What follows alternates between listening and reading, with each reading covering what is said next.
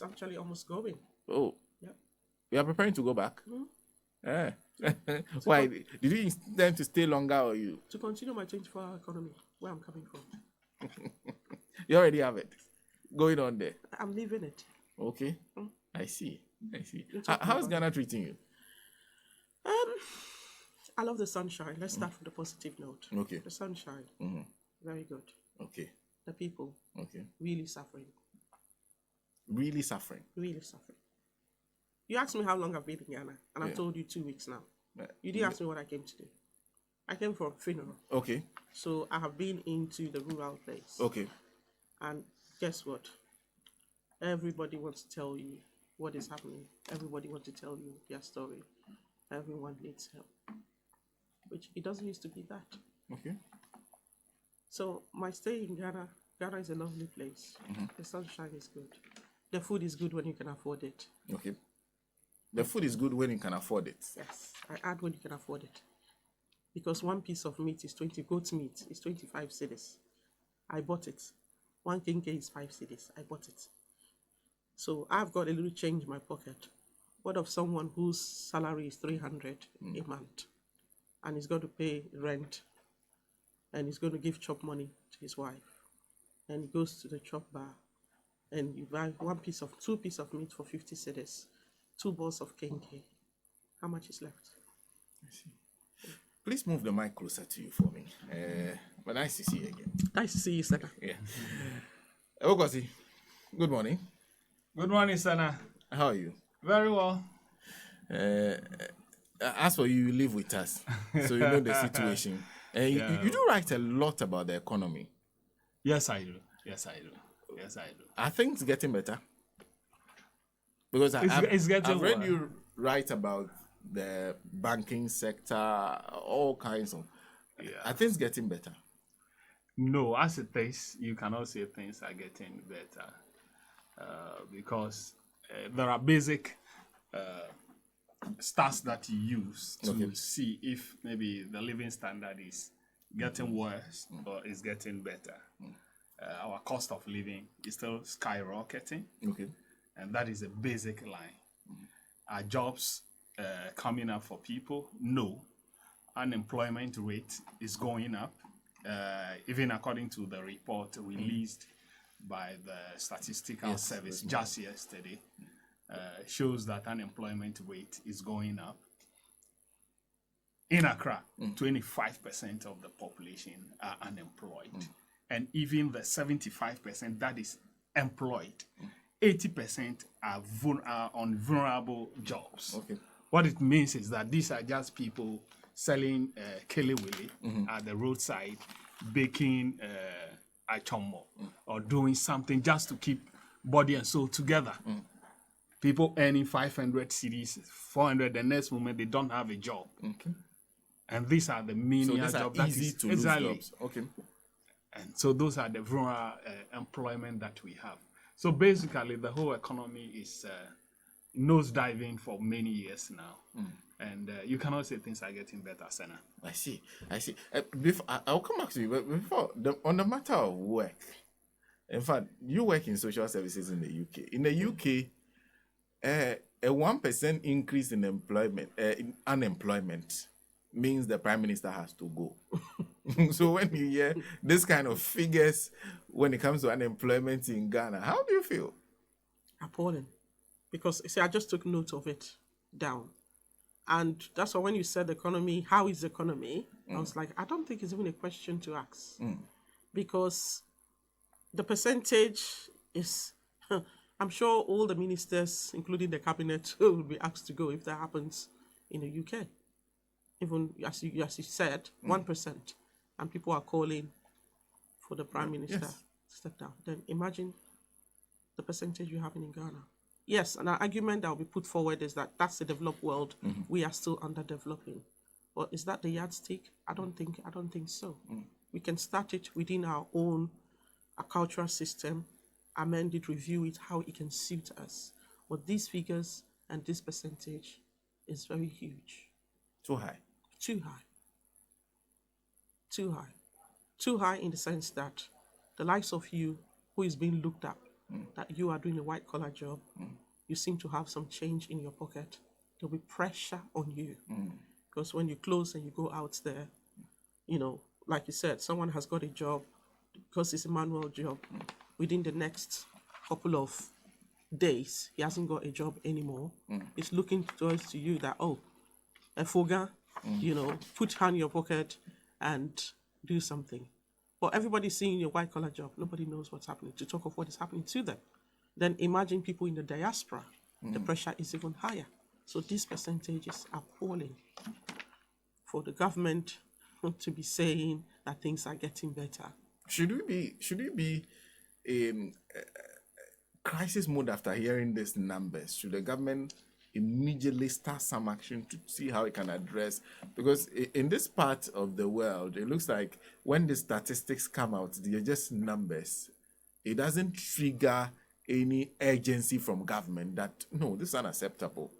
We cannot, this cannot be the case. Something needs to be done, and there are urgent discussion to turn around the situation. Should that be how we should react? In an ideal world, yes. You just said to me 1% and noise, people have started to raise their voices. And this percentage, we said, it's Ghana. We let things slide. We just have a few discussions about it and let it go. But I think there should be intensive discussion. There should be turnaround. There should be immediate steps taken. That's when we know that, governance is working. So in my point of view, and obviously, I believe that there should be radical discussions around the table for steps to be taken. Well, if you're just joining me, let me introduce my guest again. Korsi Dzokoto is Director, Research and Policy Coordination, UPDI. Mrs. Isabella Diateson is Deputy Chapter Secretary, UK, Ireland. She's into social service, senior practitioner, social services. Exactly what does that mean? So when they say, we know what we called, it used to be very popular back then, social welfare. Yes. But when you say social services, everybody starts to wonder where that covers. In the UK, how does that operate? Social services in the UK is a combination of, I think in Ghana they say gender and children, sector. In the UK we have family and children practitioner. We have child protection. We have mental health. We have drugs and alcohol. But if you have specialized in this diverse area, you become a practitioner. So I have done about 12 years within the family and children sector as a senior practitioner. I've done about 5 years in the mental health and drug and abuse sector. So below my belt, I have about 21 years in practice within the social services. So it's not just one sector. Is the different sectors, the adults, the children, the child protection, the exploitation. But what I didn't add there, I do some work for the police, the Staffordshire Police. The out of hours we are discussing now, we call it out of hours. The regular working hours is 9 to 5. But when you work after 5 o'clock into the next day, that's out of hours. So I work within the police to deal with that. I see. That's an additional one. I see. So then you do know, then you understand exactly where we are going, what this whole discussion of a 24-hour economy is about. So you work with vulnerable groups throughout. Absolutely. At 12 midnight. At 1 o'clock, at 12 midnight, at 2 o'clock. When you ring, when you call the police service, we pick it up. We don't wait till the morning. We deal with urgent ones. That's out of hours. That's away from my 9 to 5 job that I take you to court, do the court paperwork and things like that. In fact, that's the additional work for me. My regular work is 9 to 5. I process you to court. I do court reports. I visit family, do case conferences and things. And then over the weekend, I work for the police.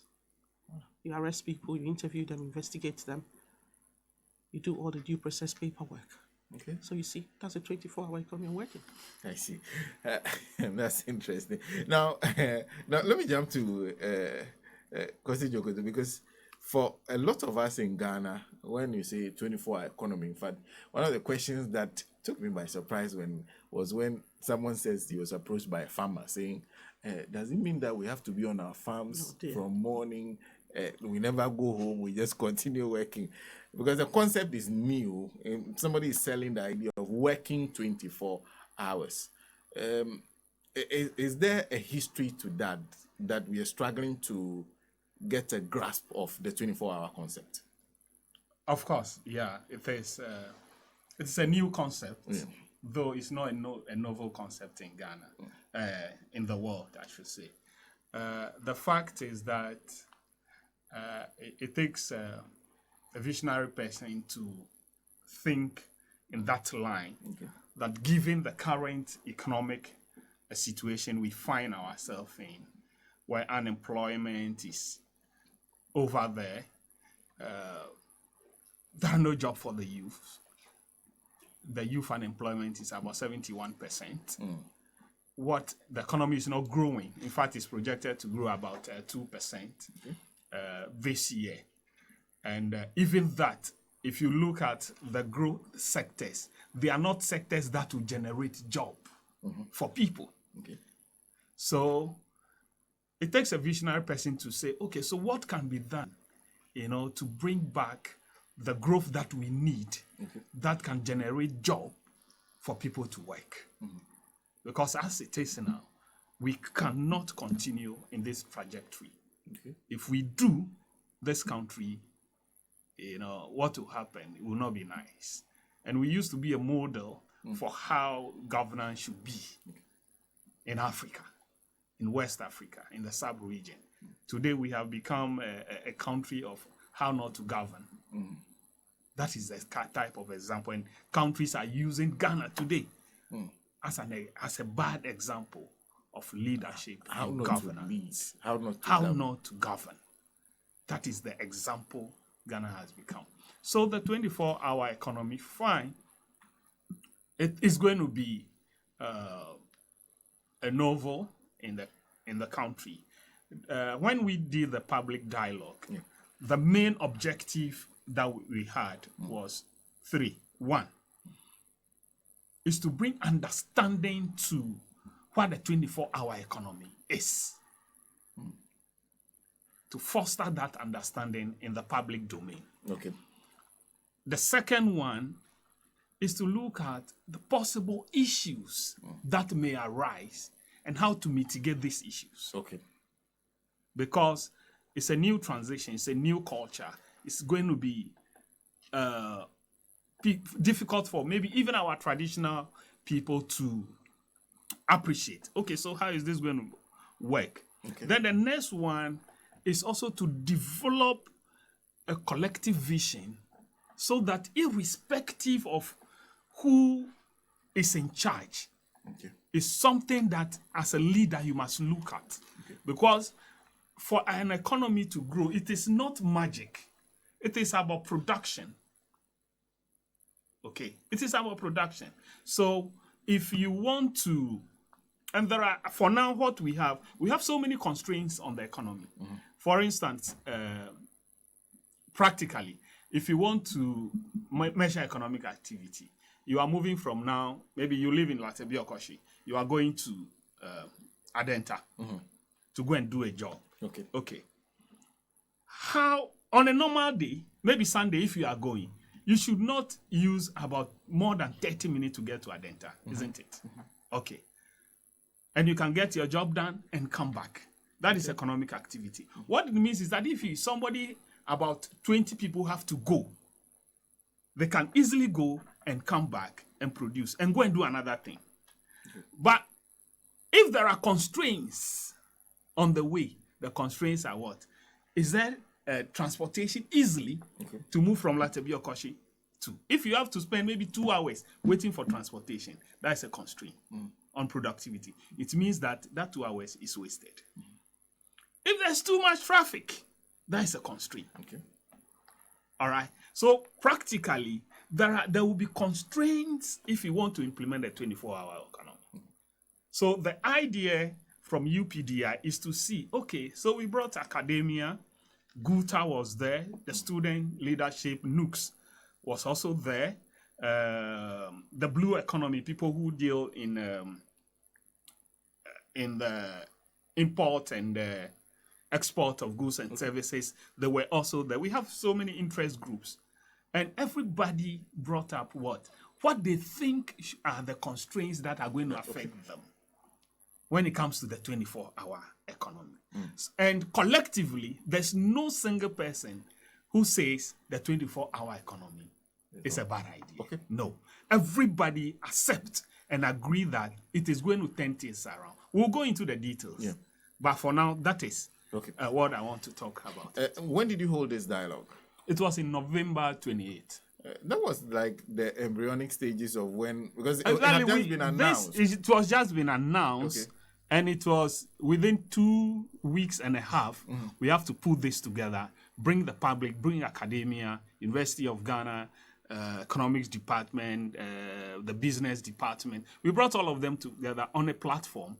Please, what do you understand about it, and what do you think, if it is done, can make this work? And the idea is also to bring the input of the public into the policy. That is how you get a good policy. You cannot sit at your home, let's say the president, the former president, who brought this vision. He needs people to work with. Okay. He needs the society to buy into it. Okay. So the idea is to bring the input of the public into the policy. Okay. And we have successfully delivered on that. The idea is also to move from maybe Accra to other regions To have this continue that dialogue. Okay. Bring the chiefs, bring all the people together and ask them, what do you think about the 24-hour economy? And how do you think it's going to help you? If it's not going to help you, what will make it help you? So let people bring their grievances, and we concate all of them into one policy. Because So this- when this- it is rolled out, Your approach is an unusual one, because typically when politicians propose things, the first thing we expect them to do is for them to tell us what they miss. Because since then, there have been questions to people within the NDC. What do you mean by the 24-hour economic policy? Because then there's a vice president who's telling you that as for 24 hours, nobody needs to tell you to do 24 hours if you've gotten to that place in your business where you need to. Because when the orders are on your neck and you need to hire many more people, nobody will tell you that. So there are people putting different spins on it, people even dismissing it among others. So you're waiting to see, okay, so where's your policy document on the 24-hour economy? But you decided that you not to wait for that. You That's jumped correct. right in to see how it can be constructed from the ground up. Exactly. First of all, let me start with the understanding, and I'll come to you for your opinion on that, because I'm sure you've also been listening to the dialogue about it.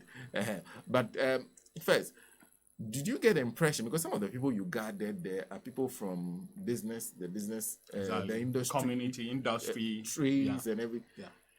Do you get a sense that they all have an understanding of what this means? Perfectly. In fact, as some people have said, the 24-hour economy is already happening. Okay. It is not a lie. But the fact is that we all eat every day, isn't it? It gets to a time that you are advised to eat in a particular way. So that brings structure to your what?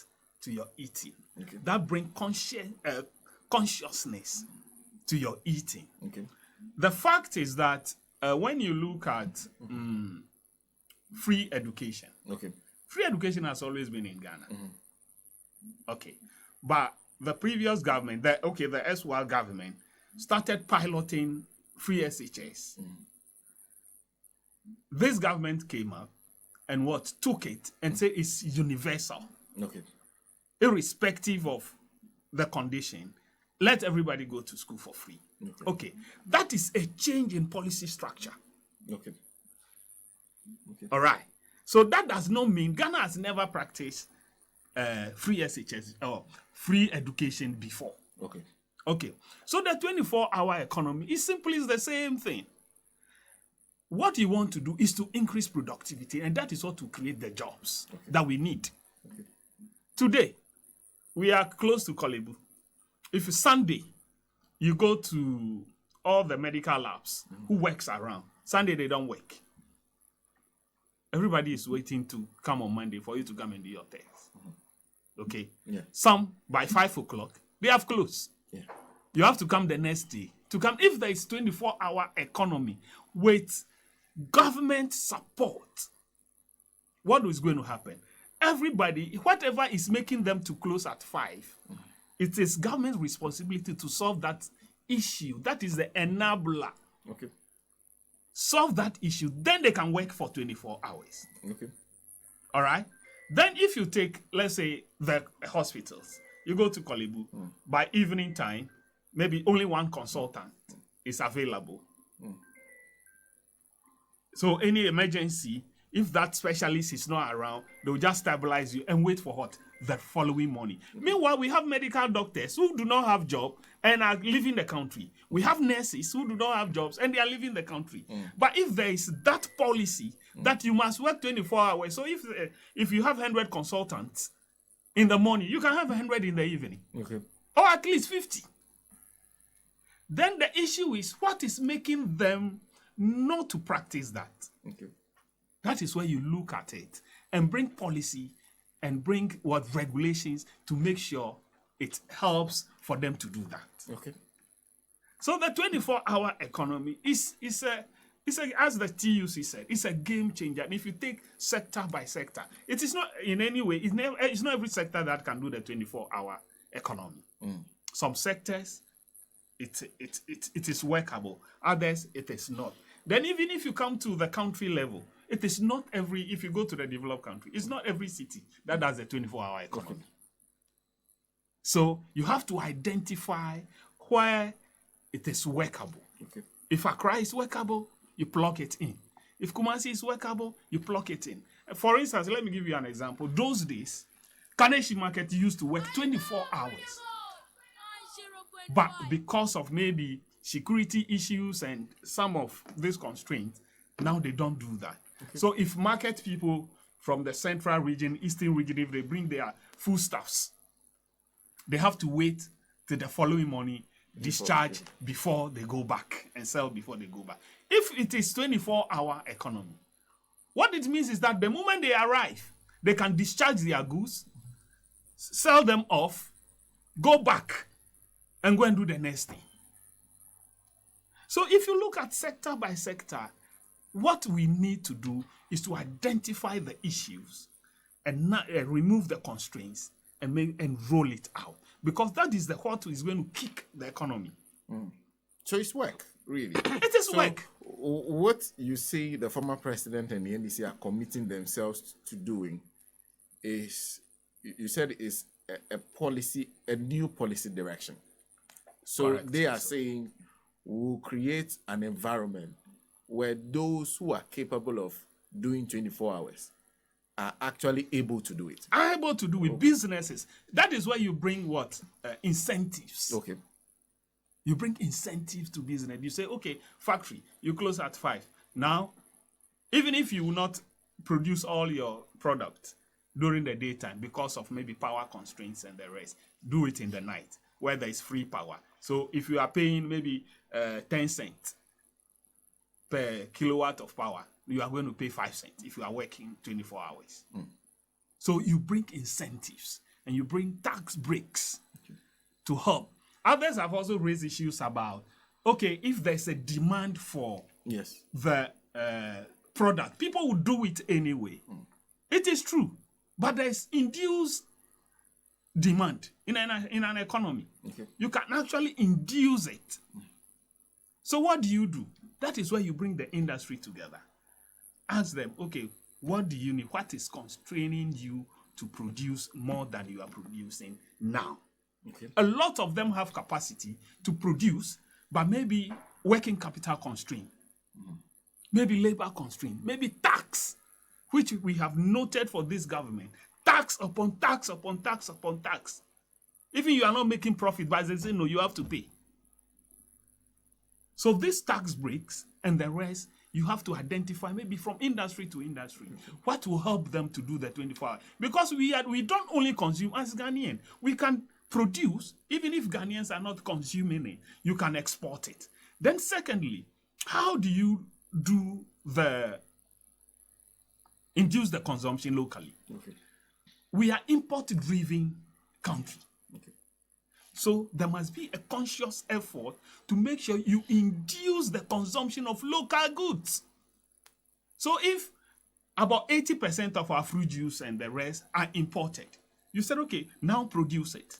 And there must be a conscious effort to make sure that it is produced what? Locally, and for people to consume what? Locally. Okay. So that becomes what?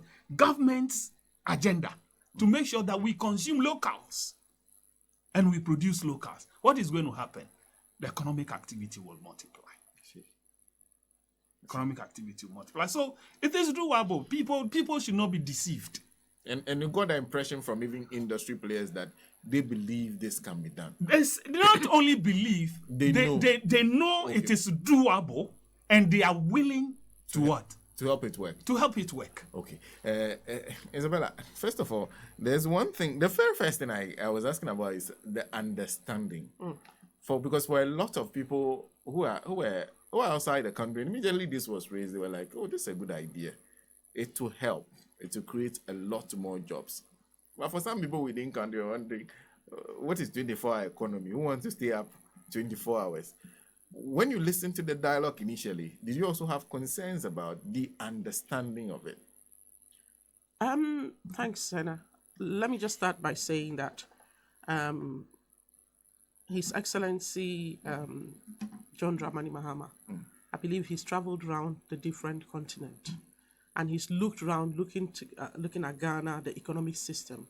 He's picked out what is happening in various countries that is working, and that's why he and the leadership sat together and say we are putting together this policy. Now let's break the citizens into two sectors. The ones who have been traveling outside Ghana, and the grassroots who is only sitting in his own little village or his own area, and that's all they know. So if you sell anything to them, they listen to, let's say, the negative aspect of things. Oh, how am I going to stay up all night and farm? But that's a way of like propaganda to bring it down. But for the intellectuals, those who travel out, when they cross Kotoka International Airport, when they get into the US, into the UK, that system runs. If you come to me and visit me, if you don't tell me in advance for me to book my annual leave, you'll be in the house alone with the heating and the television. Because I would go to work during the day, probably I'll have a target, I would go to do an extra job. And where's that extra job coming from? It's activities away from the traditional 9 to 5. So probably explaining it to a very layman or a citizen who haven't got the ability to know what is happening in the UK or the US or Canada or places, the basic explanation is for our activities to go away from just 9 to 5. Udru ho 4:30. No more say, Madam, ya pon. Boss ni on to me inside ni mpacho broch na why? The passport office, let's use it for example. There are lots of government sectors that can run the 24 hours when this policy is rolled out. Let's use DVLA. You see a very long queue, people are in the sun.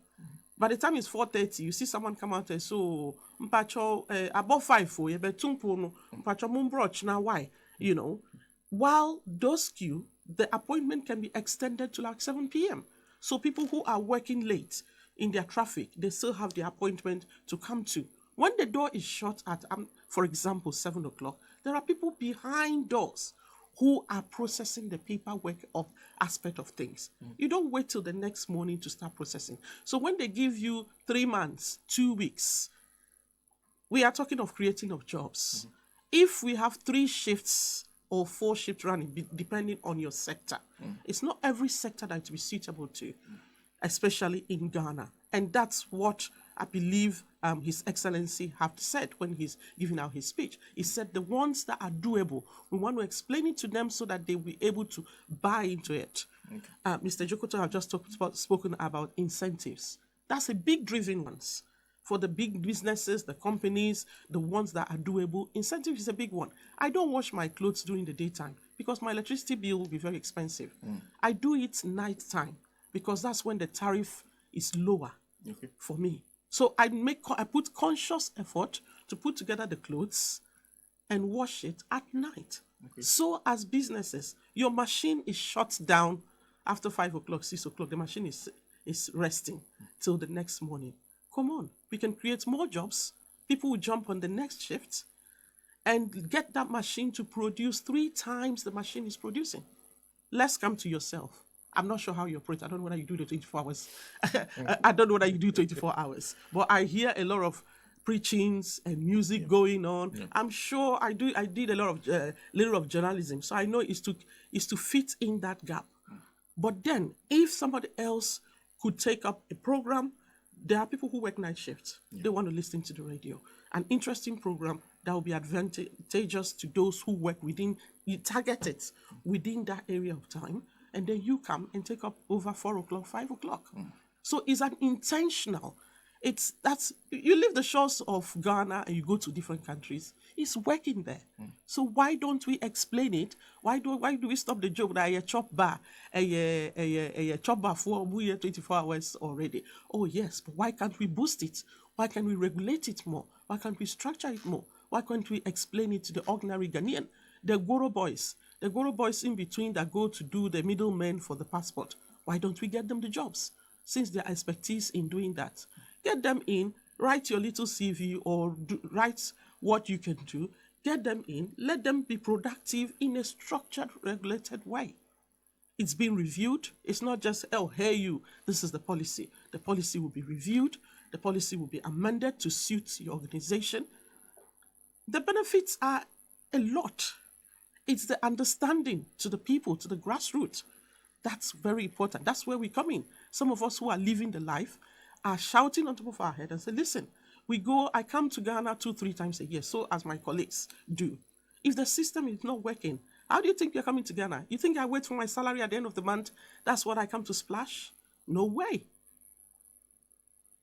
It's because we have an activity, a sector that moves away from just the traditional 9 to 5. And it can cut across agriculture, it can cut across our government agencies, the private agencies. When these intensives start coming in, the tax release, the tariffs coming down, you'll see the businesses will be coming forth. Now, somebody would say security. Let me jump to security. That was a big one I keep hearing when people ask me. They was like, but Ghana, we are still underdeveloped. How are we going to do in terms of security services? We only have our police service. In the UK, we have our community police service. We've got the police services and the community ones. Friday night, Saturday night, Sunday night, Tuesday night. You see them all on the streets of the happening places, the places where there's a lot of restaurants, a lot of nightclubs and things like that. You see them there. They are additional recruited people to bring jobs for the people. So they run that alongside the police service. They are being trained. So under the leadership of John Dramani Mahama, these are the policies. This is what he's looking to roll out. He needs people to understand that if we try this, it's going to work because a lot of Ghanaians are traveling out. We are being enlightened. And these days, to deceive people is not just, it's an open world. Probably the grassroots who we are seeing is just, they're distorting how it works. So that's why we continue to educate and dialogue with people who do not understand. But like you said, does it work for every city? Because you were just talking about the city-specific, because it's not everywhere where you can stimulate a certain activity to go 24 hours. There are some places where you look at the whole structure and decide, okay, as for this place, it will not work. Is it the same in the UK? I would say yes and no. You heard me talk about review. You heard me talk of amendment. Okay. So what will suit the hospital? The regulation, let's say we split the working hours into 3 hours. Okay. 3 sectors, 9 to 5, 5:30 to 12, 12 to 8 in the morning. It might be suitable for an organization or a sector. It wouldn't be suitable for another sector. Another sector might do 7 to 2, 2 to 5, 5 to 8. But that's where the reviews come in. It's not a one fit that, no, it's not. So same as a different city and different state. If you come to my village and you think it would work in my local village that way, the way it would work in Accra or in Kumasi or in Takoradi within the sector will be very different of how it would work in my place. So if the clay people do their clays at night, mold their clays and whatever, and they know that there's a transport that would come at this time to get their goods to Accra at certain time, and thieves will not dissect them on the road because we have a lot of securities scattered here and there, they would do that. So how it operates in my rural village will differ for how it operates in Ghana, in Accra. Okay, great. Now, having raised that, because Mr. Dzokoto, what you said was, and you used that word, intentional. You're also talking about adapting to different environments. So you do not develop a policy that fits everybody. You look at people's needs, specific needs, and try to address them. Now, then that comes to the question of what are the easily identifiable barriers or issues that need to be addressed before we get there. You said you did an assessment. What did you identify as the issues that, or the barriers that need to be, the hurdles that need to be crossed? Which areas do you identify were going to be difficult? Okay, so the baseline was the macroeconomic fundamentals. Okay. Okay. Okay. We can't do or grow this country with this haphazard way of managing economy. Okay. Under Akufo-Addo and Bawumia. So the macro environment has to be stable. Okay. That is the first and foremost. A stable microeconomic environment where businesses can forecast. Okay. And plan. Okay. You can't have an economy or a 24-hour economy when inflation will jump to 54%, come back to 23%, the next moment is at 35%. When policy rates, the rate at which government or the government lends to the banks, which informs other interest rate in the economy, is at 30%. Okay. What that tells you is that, one, if you are doing business and you want to borrow money, the cost of funds is more than 30%. Okay. So the profit you have to make, first and foremost, must be able to pay for that cost of funds. Okay. Then you come to the cost of labor. Then you come to the cost of what? Labor. Operations. Okay. These three, if they are all 30, 30, 30, what it means is that the profit margin on your business must be more than 100% for you to survive. How is it workable? So cost of credit, labor, operations. Exactly. How is it workable? It is not workable. That is why businesses are dying. That is why the business environment is toxic. Companies are closing down, going to our neighboring countries because government tax upon tax, tax upon tax, tax. That is not an enabling environment. Business cannot survive. Right now, government is prioritizing its own revenue against what? The health of the company. The health of the company, businesses and the rest. What we call transferring of government inefficiency onto the what? The private sector. That is what government is doing basically. Prioritizing revenue. Even today on the Business and Financial Times, government is the Ministry of Finance is still talking about what? Meeting revenue target. That is nonsense. There's something we call policy, counter fiscal policy. Okay. You see, if an economy is nose diving, like as Ghana is now, government must sit back and say, okay, now we need to what? Grow the economy. What do we do? Economy, if you study the basic economics, we have a business cycle. You know, it goes down, goes up, goes down, goes up. But over time, it has a straight line. The issue is that when the businesses or the economy is going down, governments stay back. What are we going to do to make sure we prop it up? Okay. First, stabilize it, then what? Prop it up. So you bring tax breaks to companies so that they can have excess money to reinvest into their businesses to generate more jobs. So you bring tax break, you bring incentives. All right, you reduce policy rate so that people can borrow at a less cost and do business with. What we are saying, and when the business is growing and the economy is overheating, generating too much jobs and the rest, that is where sometimes in some economies you see there's a negative interest rate. So if you go and borrow at the bank, if you are bringing the money back, you won't add anything to it. Okay. Just bring the same money you took. But this government is doing the opposite.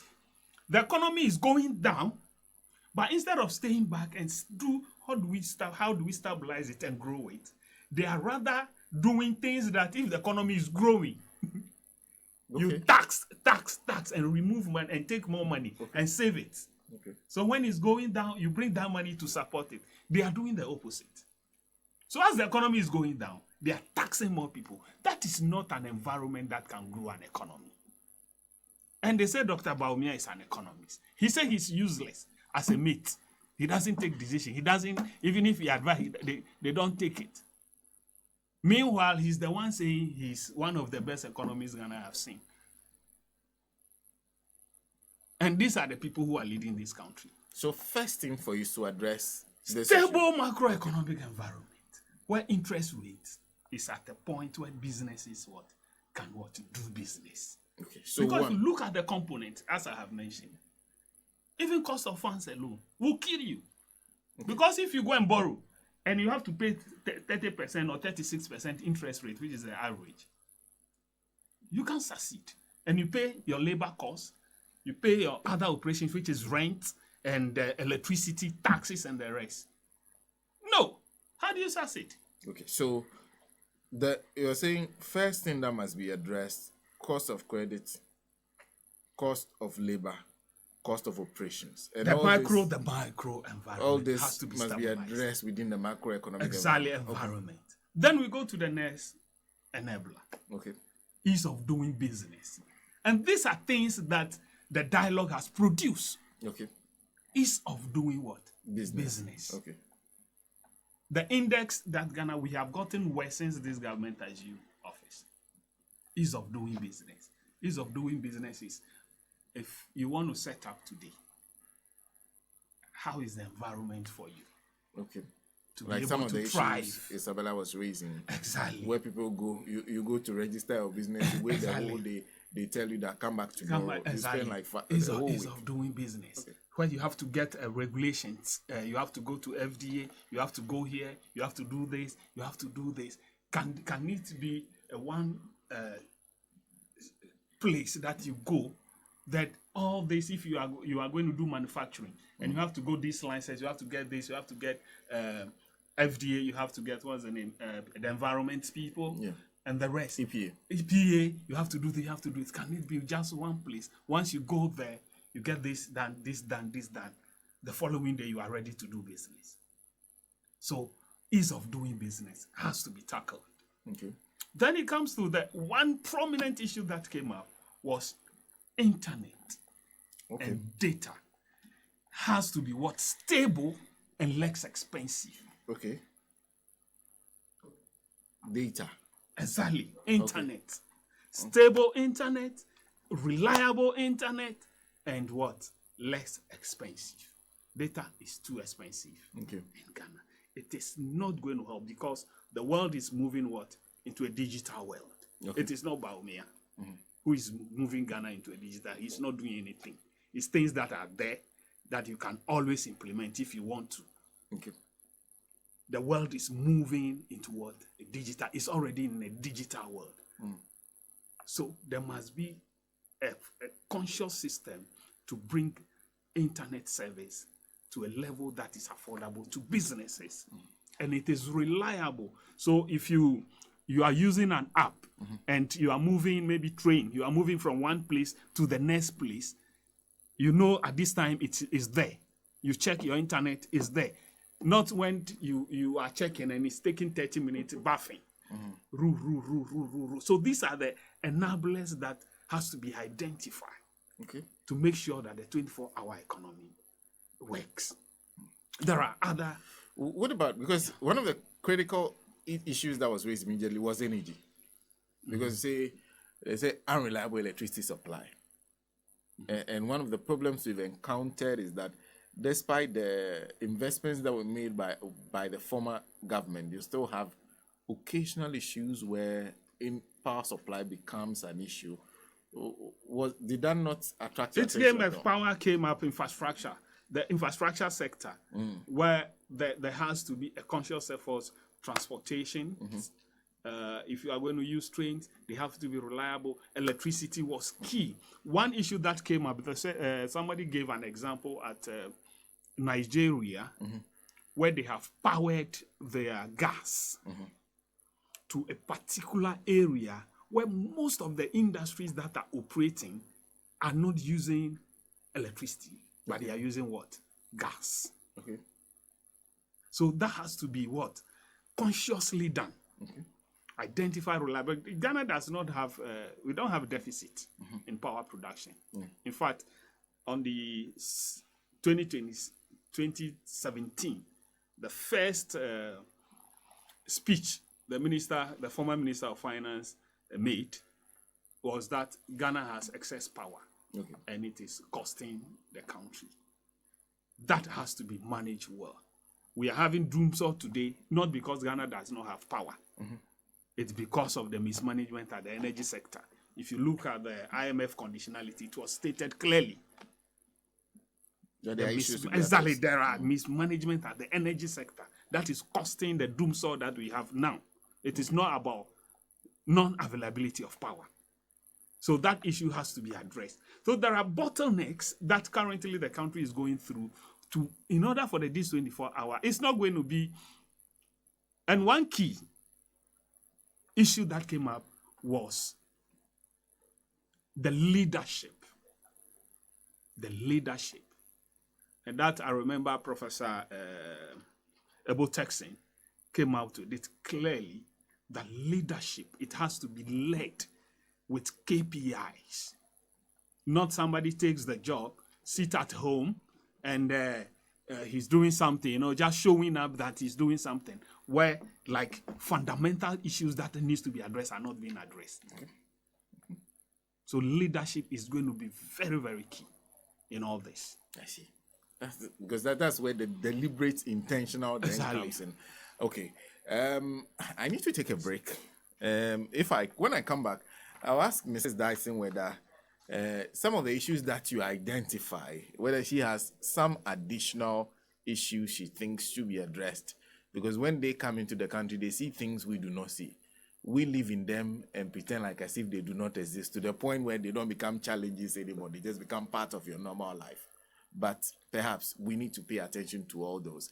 But we all have those days when you are low on everything, energy, time, cash, even time and data. Well, that's why MTN Extra Time is an airtime and data advanced service that allows you to make calls or browse the internet even when you have insufficient balance. All you have to do is dial *506#, *506#. Go through the prompts and select the amount of airtime or data you need. It's more than simple. Do your favorite things on MTN means you don't get interrupted even when you are low on airtime or data. Please remember, all terms and conditions do apply, and that is from MTN. And of course, one of our other partners is Hisense. They are proud to be associated with this program. Hisense is offering a wide range of electronic appliances, including televisions, refrigerators, and air conditioners, gas cookers, washing machines, smartphones, and more. Hisense is known for its quality, durability, energy efficiency, affordability, style, and technology, with showrooms across Ghana. For further inquiries, call Hisense on 0302 550000. Visit their website, hisense.com.gh. hisense.com.gh. Hisense, everyday prices for everyday people. We need to take that break. We'll be right back.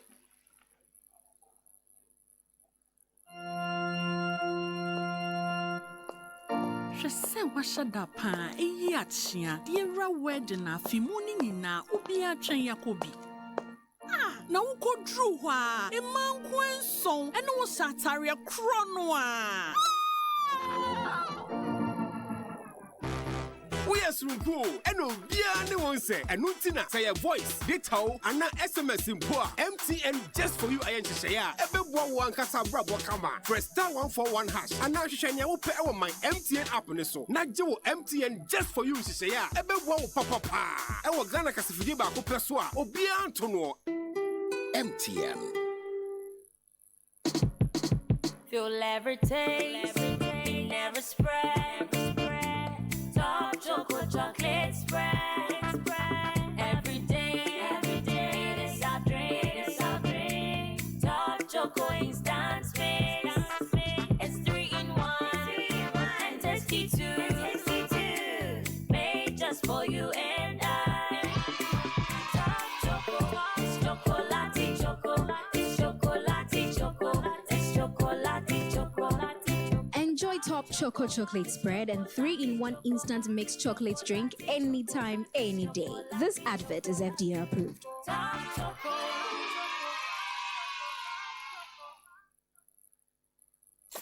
One station. Accra 2022, 23, 24 and more. We don't chat, by Drema. Back live. Commercial free. Versus Mid-Morning Show. Oh, we love what you have bad Drema.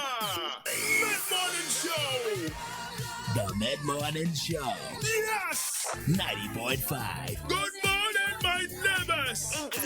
On Children by Drema. Experience quality Radio station. Put your hands up. Rave. Powerful. Morning vibes and more. Accra 90.5. We don't chat, by Drema. Whoa, we love you. Your Mid-Morning Show on Radio Go. We are back like 100 times. 2 times bigger. 90.5.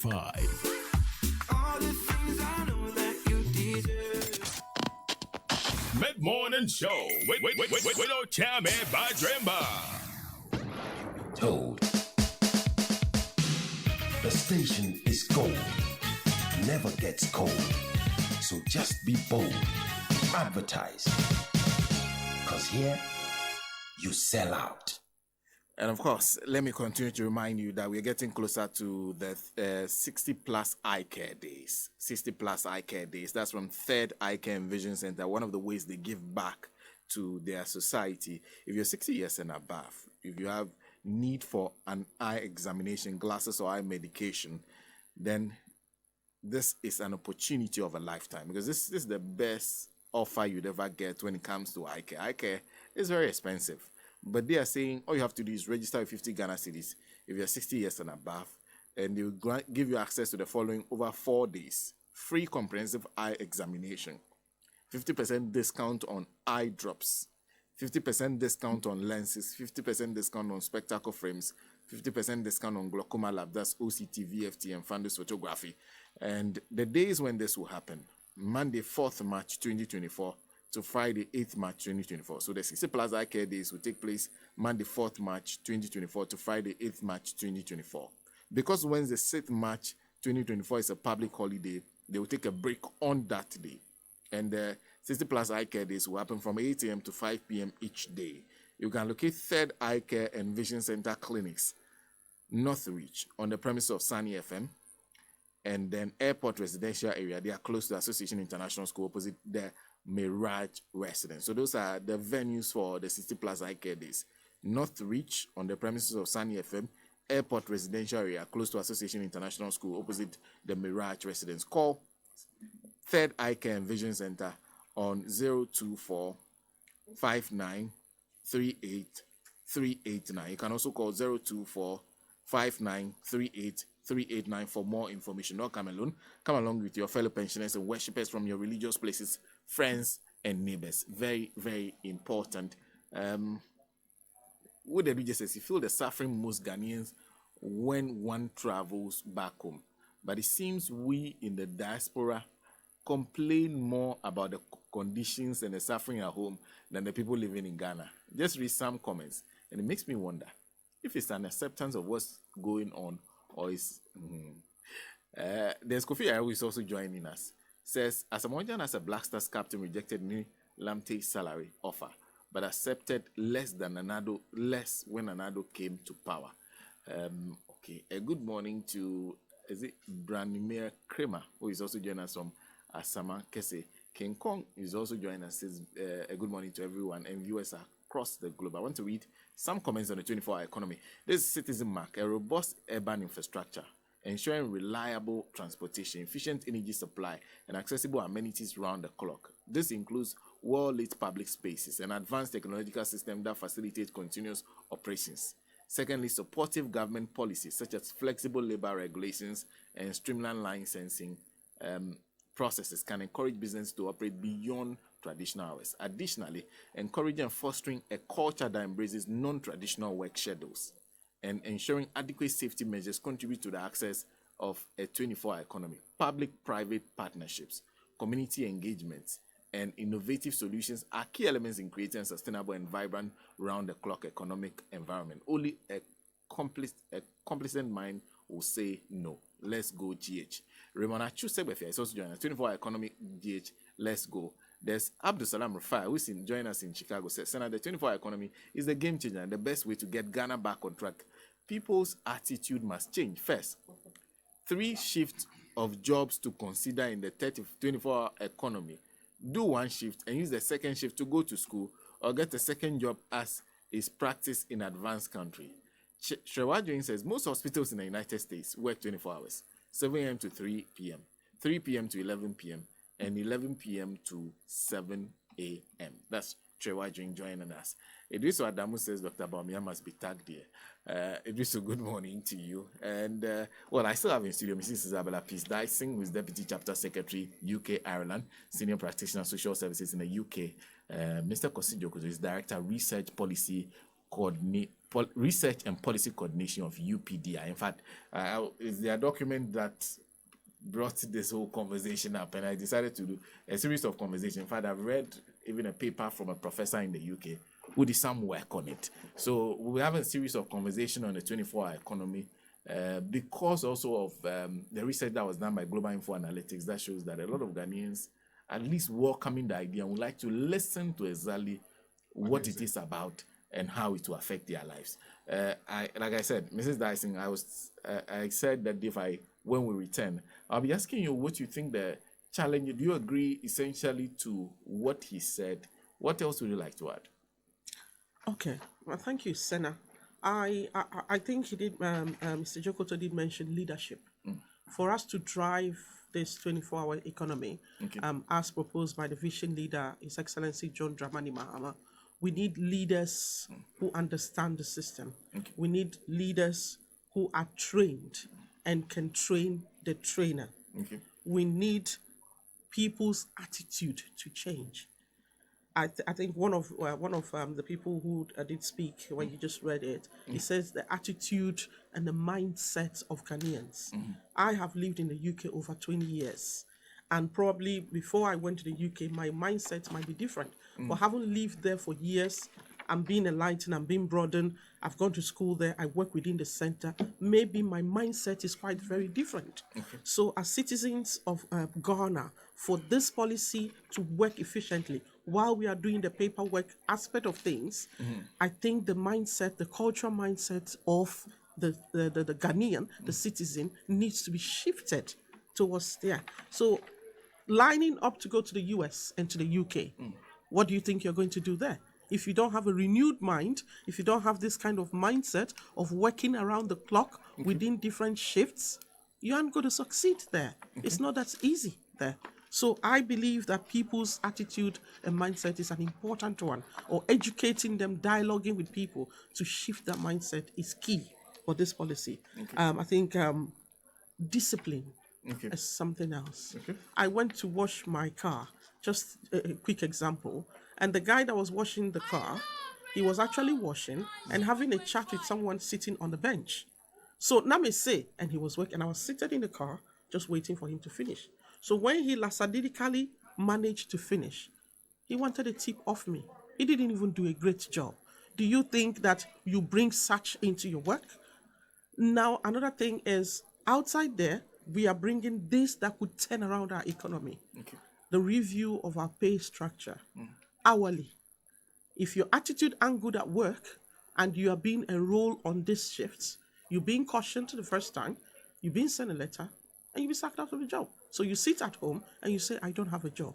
So we need to be disciplined. It starts from me, it starts from the next person. Taking things very serious. It rains and you don't go to work because it's rain. You give excuses. You put on a short shift, and you be like, me dear, me juma 12 o'clock, then 1 o'clock, me then debut. You know, so you see that kind of mindset. If it's being renewed that, omu ye wa brochio, omu to me here, omu ye morning shift, omu ye afternoon shift in a different sector, that's embracing such attitude would also be very helpful. Then skill set. There's quite a lot of skill set. I stand to be corrected, but in Ghana, if you don't know who, forget it. Okay. Where I am coming from, it doesn't work that way. Your CV speaks for it. You tender your CV, you go in for the application of the job, it's being specified there, you think your criteria meets it, your experience meets it, you go in, you go and battle with other people. It's either you get the job or you try it next time. But I am not sure, I stand to be corrected, I say again, if that smooth entrance is like that in Ghana. We need to really look at that. If people have the skill set to do the job, we should get them on board. We should train them. We should recruit them. We should give them induction. These are the ground things that would help Mr. Dzokoto's policies while they're pushing it, while they're having discussion with our businesses. Our ordinary citizens we need to cultivate such habits. And it will help with diverse income streams. So you are doing this work now. You are good in what you do. You finish from here. If there's a private parties that want your services for 4 hours, you take a nap, get a rest, you go there, offer them 4 hours to train their junior staffs. That's a different stream of income for you if you're not within the business agriculture sector. So these are all the little things we need to do, or we need to educate our citizens that the 24-hour economy policy is going to be a game changer to me. Yeah. Great. And so there's a whole mindset issue that you say should be addressed. So critically, the matter of understanding is not only limited to knowing what the 24-hour economy is about, it's also understanding what the demand will be of you, how differently you have to see things, Mr. Dzokoto. Is that not important, like she said, a mindset change that is not about, this is what it means. No, what does that mean to you? How would that change the work environment for even you? Basically, one of the factors that must be considered seriously is what we call the change management strategy. Okay. Because if you want people to mindset change, it doesn't just happen. It will not happen through advice. Okay.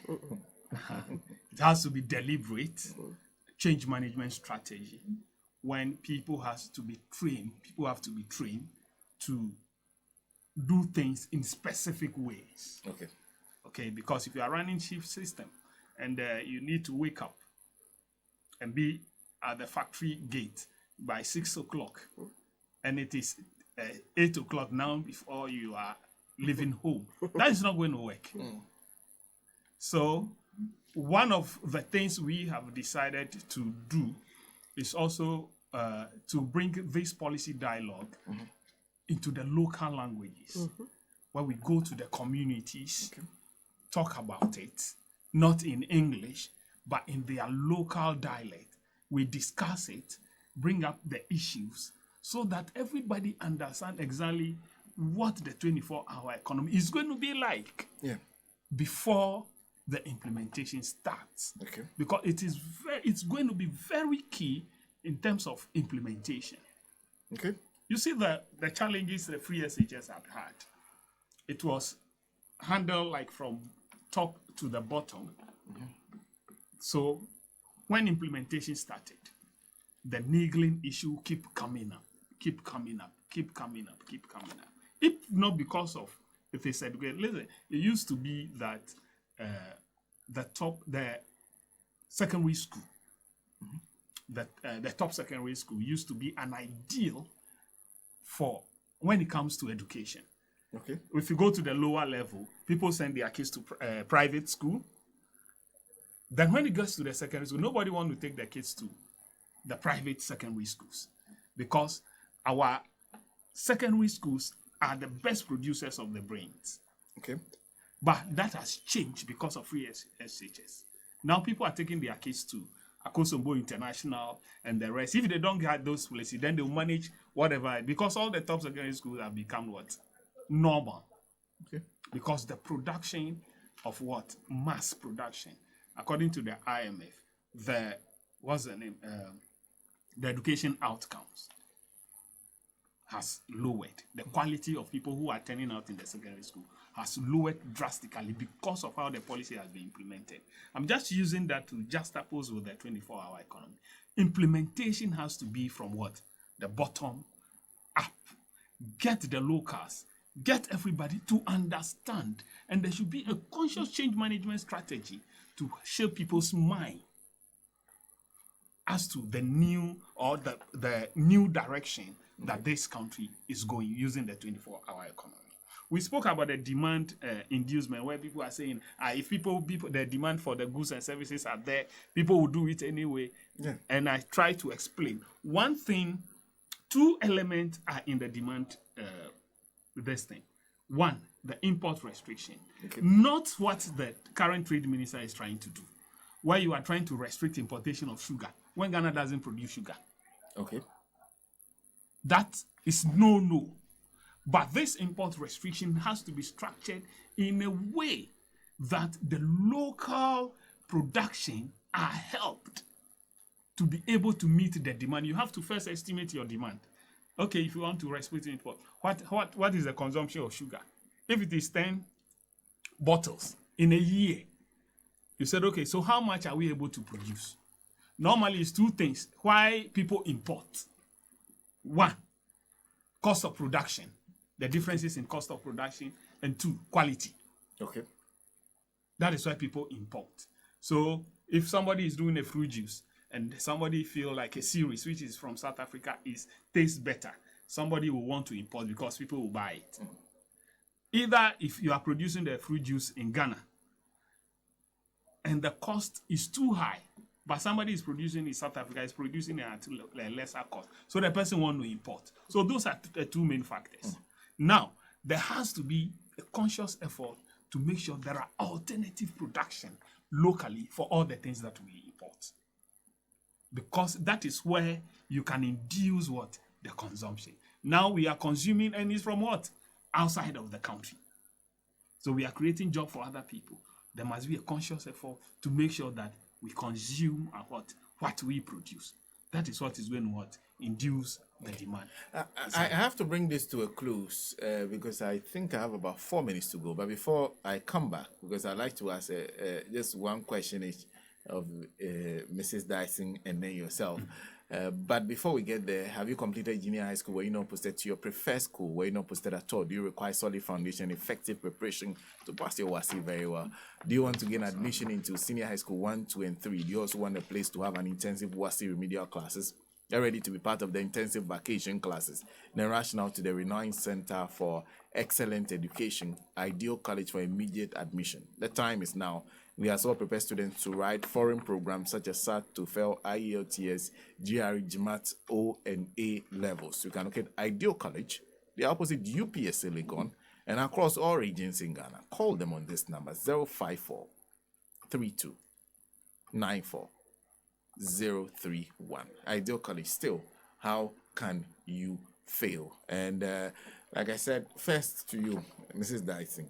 Now, there's an issue of not only because a lot of the persons who will be talking and who are supposed to deal with this may be people who may not have had the experience of a 24-hour economy. And everybody keeps asking the question, if this is the task you have outlined for yourself as a party, are you prepared for it? Do you have the resource, the human resource to run this? Do people even within your party even understand what will be demanded of them? What how high or huge the task is. There are questions about capacity, because sometimes you speak to the Alan guys like saying that more. No, they don't know what they are talking about. They don't even understand the concept they are putting out. Is the NDC ready? Thank you, Sena. Yes, the NDC is ready. I think when I was speaking and when Mr. Korsi Dzokoto was speaking, I'm sure you've heard the word conscious effort again and again and again. Yes. So it's an intentional. So if our vision leader and under his leadership, John Dramani Mahama, and the leadership have sat, this was not just rolled out that, 24-hour economy, let's go out and send it to the people. He has sat down with the leadership, he's explained it, people have come together, people have looked into it, and then training others before it was rolled out.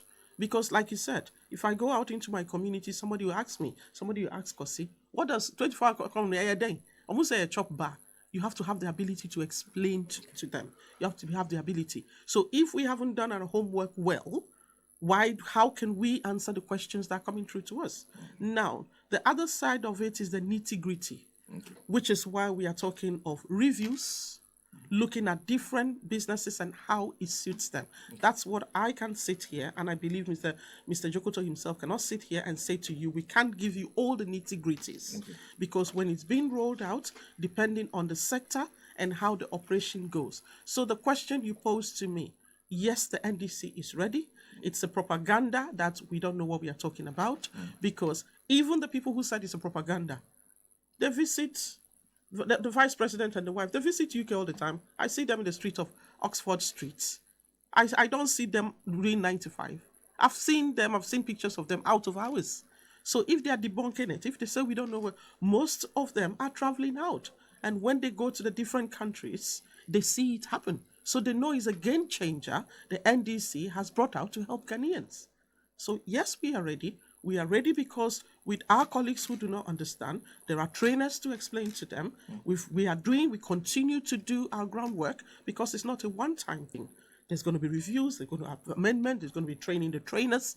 All these are going down. You don't want us to sit here to tell you all our strategies. You don't think we are going to do that, are we? I'm sure we'll hear about it going forward. But Mr. Dzokoto, you have to do this for me in under 1 minute, because I think I'll bring Mr. Dzokoto back. It is Mrs. Dyson that will be departing very soon. Yeah, they don't survive nowadays for so long, because if you come, the pressure will send you back. Nobody survives for so long. Anyway, but I'm also wondering, so for the NDC that's proposing this, how big a tax are they committing themselves to? Because sometimes you realize that people, they make promises. Then when they start, they realize, hey, it's not as easy as we thought it was going to be. How big a tax are they committing themselves to? It is a lot of work to say. It is a lot of work because transitioning, there will be a transition period. Okay. And this is going to be difficult to get the buy-in of everybody. Okay. So it's something that I'm sure the party is ready to do. Okay. People must be dedicated to handle it. I think there should be a whole coordination center, because you are going to need an institution to be able to coordinate all the sectors. Okay. One of the things that most policies in Ghana are unable to achieve the objective is ability to what? Coordinate the processes. Okay. Identify the issues and develop strategies. And so you don't do putting a fire, issue happen, then you go and solve this one, issue happen. No, it has to be handled orderly. Okay. Else this cannot achieve the impact that we all expect it to have. Okay. And I believe the former president, John Dramani Mahama, is ready to do that. Because if he does this, it's going to be a novel for even other African countries to try to copy. Thank you. Thank you very much. And of course, Mrs. Dyson, for Nicholas Laguda says I should say a good morning to you. Good morning, Nicholas. Yes. And let me say happy birthday to Jerry Ayima and also to Believer Likpamo. Happy birthday to Aquinas Hansen Jr. and to Reginald Seth Dogbe. And of course to my uncle Zaire Logosu. Happy birthday to you. And of course, a happy birthday. Today will have been a birthday of Nombo Jifa Kwativo, by the way.